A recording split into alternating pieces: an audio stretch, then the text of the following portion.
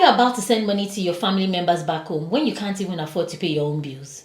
Hey family, welcome to another episode of How to Survive in the Diaspora. Today's topic is going to be very, very controversial.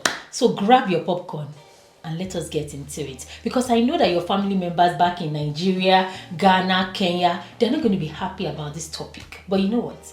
It has to be discussed. So,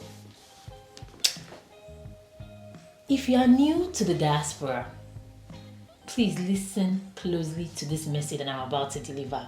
Do not move abroad and start making promises to people to send them money every month. Don't tell people, oh, don't worry, I'll be sending you something regularly. You are setting yourself up for guilt and pressure and possibly financial ruin because there is no money tree anywhere. So when you move, your first priority is you. Your first year and maybe even your first few years should be about settling yourself. Find your footing. Get a stable job, understand the cost of living in the country where you've settled in, and get a place to stay. Also, you have to save for emergencies. You've got to build your own foundation before you start carrying anyone else's load. Now, let me tell you the story. I remember when I first, started working, I had a colleague at work. We were both earning the same salary, but I was always complaining about being broke. One day, the guy asked me, he was like, Tola, come, why are you always broke? And I told him, I said, yes, I pay my bills and then I have, families and friends that I send money to. He was shocked because he was born here and he had zero extra obligations. His money was always stretching, but mine wasn't. Now, let me be clear. I'm not talking about the family you left behind, like your wife and your children. I'm talking about your extended family, your siblings, your cousins, and sometimes your parents. Yes.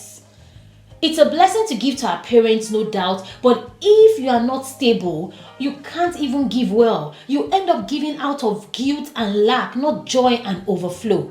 So when you first move, be selfish on purpose. It's okay.